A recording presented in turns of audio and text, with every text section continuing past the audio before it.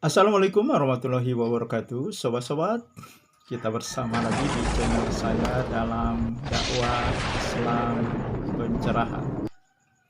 Sobat-sobat, baik yang pro maupun yang kontra terhadap dakwah Islam pencerahan saya. Ya, channel saya ini berfokus, sobat-sobat, pada memurnikan ajaran Islam dari kotoran-kotoran TBC, tahayul, bid'ah, dan hurafat. Mereka yang menjadi pelaku, penyebar, pembela amalan TBC,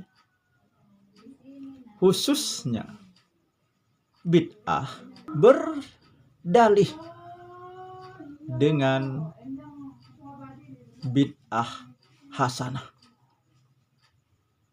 sehingga mereka merasa apa yang dilakukannya tidak melanggar apa yang diwanti-wantikan oleh Rasulullah mengenai membuat amalan-amalan baru, mengenai kreasi-kreasi baru dalam ibadah.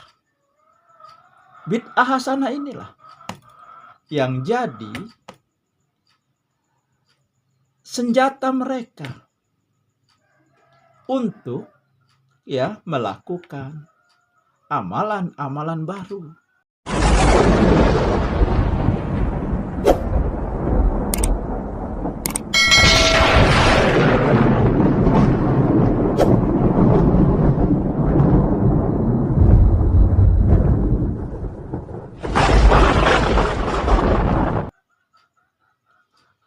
Pada akhirnya, karena bid'ah hasanah ini, mereka meninggalkan dan mematikan yang sunnah dan justru melakukan dan menghidupkan amalan bid'ah yang diwanti-wanti oleh Rasulullah harus dihindari, harus ditinggalkan. Nah, bid'ah hasanah inilah sobat-sobat, yang mematikan sunnah dan menghidupkan bid'ah. Jadi sandaran mereka, pemahaman bid'ah mereka, berdasarkan apa yang disampaikan oleh Ustadz Ahdi Afandi.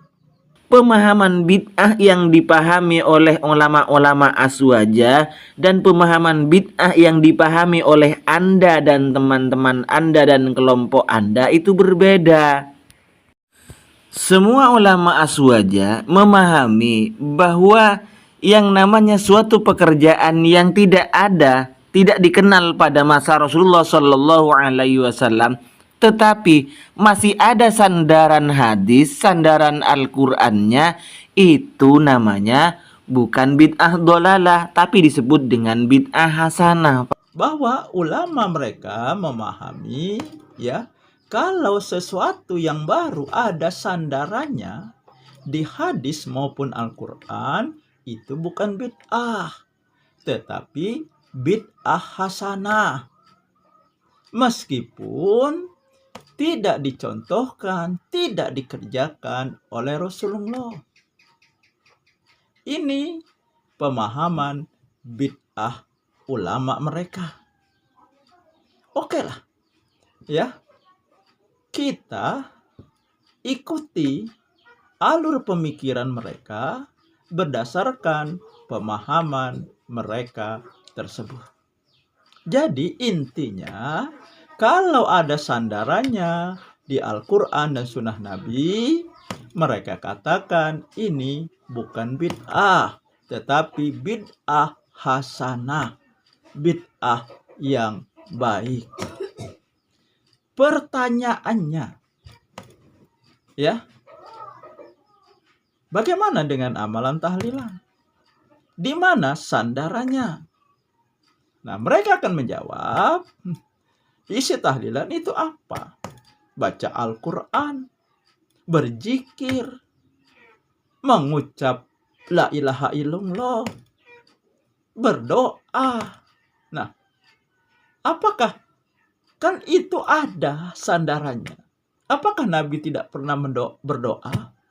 Apakah Nabi tidak pernah berzikir? Apakah Nabi tidak pernah baca Al-Quran? Ini kan ya argumentasi mereka. Ya, yang penting ada sandarannya.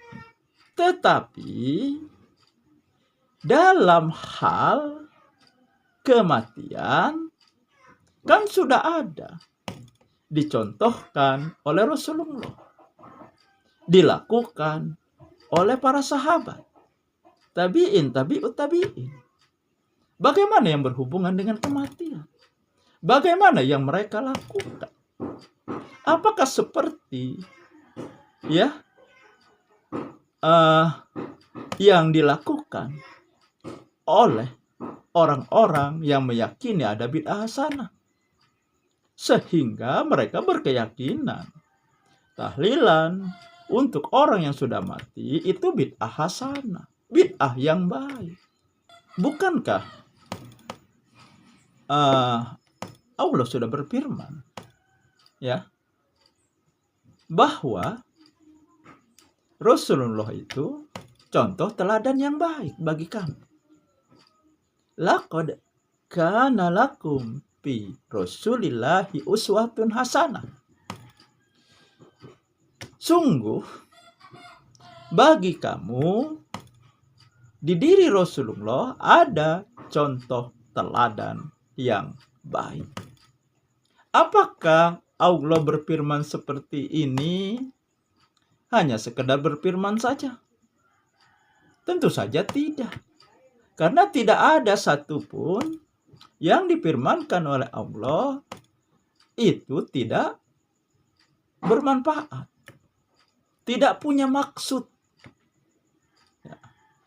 Artinya, ya, kita harus mencontoh Rasulullah, sesuaikan dengan syahadat kita. Ashhadu alla ilaha illallah wa ashhadu anna Muhammad Rasulullah. Aku bersaksi tidak ada Tuhan yang wajib disembah, yang berhak disembah kecuali Allah. Dan aku bersaksi bahwa Nabi Muhammad adalah utusannya yang wajib menjadi pedoman, menjadi contoh, menjadi uswatun hasanah dari setiap amal ibadah yang kita lakukan. Nah, jadi kita disuruh mencontoh Rasulullah, mengikuti Rasulullah. Ya. Bagaimana Rasulullah dalam hubungannya dengan kematian?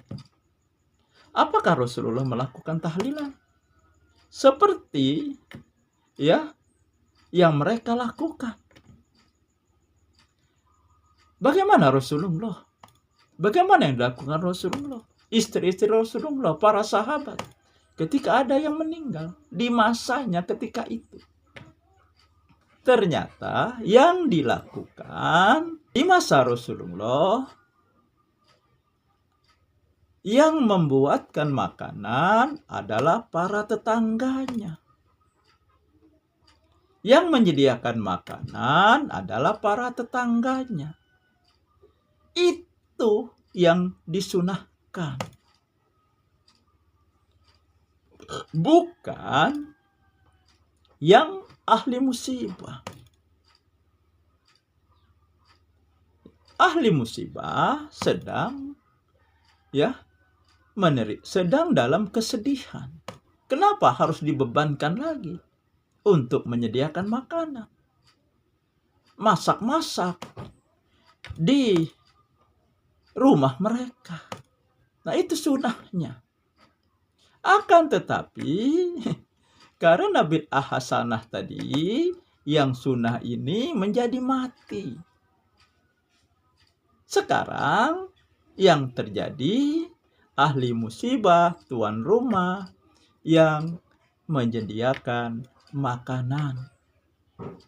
Tidak hanya hari itu saja selesai penguburan, tetapi berlanjut hal ini, ya, 3, 7, 40 dan seterusnya. Bahkan ada yang sampai setahun, ya, untuk menyediakan makanan. Padahal sunahnya kan tadi, yang menyediakan makanan siapa? Tetangga, ya, orang-orang di sekitarnya, bukan ahli musibah. Nah, sunnah menjadi mati. Yang hidup adalah perilaku bid'ah. Lalu, ya, mengenai tahlilan. Tahlil ini kan beda. Tahlilan ini beda dengan tahlil. Tahlilan itu ya satu acara yang ya ada susunan acaranya, ritual yang ada tata tertibnya, ada susunan acaranya. Sementara tahlil adalah ucapan la ilaha illallah.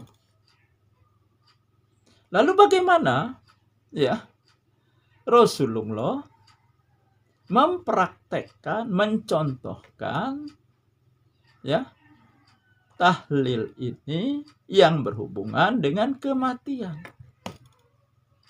Ternyata ya sabda Rasulullah, lakinu maitakum la ilaha illallah. Ajari, tuntun orang yang sedang sakratul maut ya mengucap la ilaha illallah. Nah, jadi yang dilakukan oleh Rasulullah, yang dianjurkan oleh Rasulullah ketika orang akan mati, dan ketika itu dituntunkan, itu sunnahnya. Nah, tetapi akhirnya sunnah ini mati. Yang hidup perilaku bid'ah, ya, mengadakan ya tahlilan untuk orang yang mati, bukan sebelum mati, tetapi sesudah mati. Nah, inilah akhirnya sobat-sobat, karena ya bid'ah hasanah akhirnya mematikan sunnah dan malah menghidupkan yang bid'ah, sobat-sobat. Nah, itu saja sobat-sobat yang saya sampaikan. Semoga ini menginspirasi dan mencerahkan. Nasrum minallahi wa fathun qarib. Wassalamualaikum warahmatullahi wabarakatuh.